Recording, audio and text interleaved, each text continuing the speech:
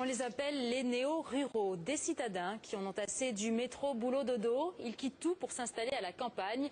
Près de 3 millions de Français ont déjà franchi le pas. Exemple dans le Gers où tout est fait pour faciliter leur installation. Hélène Verne, Evelyne Goldman et Olivier Combe.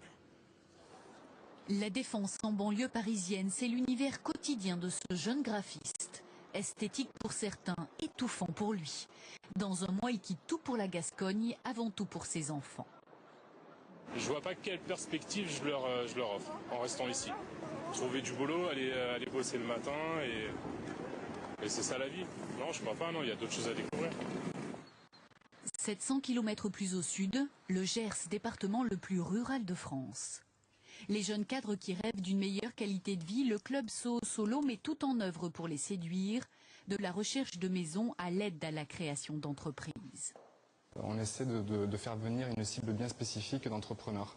On n'est pas là pour attirer des gens et les faire repartir quelques mois après si leur projet n'est pas viable. L'intérêt, c'est vraiment d'installer durablement des personnes dans le département.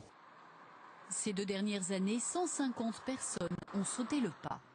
Oui, non, je te disais, en fait, j'ai essayé à la fois... Désormais, Fabrice Espin appelle ses collègues depuis son jardin et à chaque pause... Bon, c'est chaud. Il profite de sa petite Lyséa et de sa compagne. Tout ce qu'on a pu vivre dans les grandes villes, c'est vrai qu'on part le matin, on travaille, on rentre, et puis après on ne profite pas forcément de la vie au quotidien. Alors que là, on mange ensemble, on peut discuter, on a des projets, et voilà, et l'aboutissement. Le fait d'être à la campagne, on respire, quoi. C'est hyper agréable. Son bureau, il l'a aménagé tout à côté de la maison. Rien n'aurait été possible sans une liaison Internet à haut débit et surtout la volonté de réussir son pari professionnel.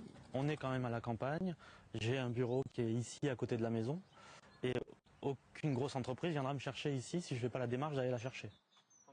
Depuis son arrivée, Fabrice Espin est de toutes les fêtes au village, la seule condition pour être parfaitement intégré.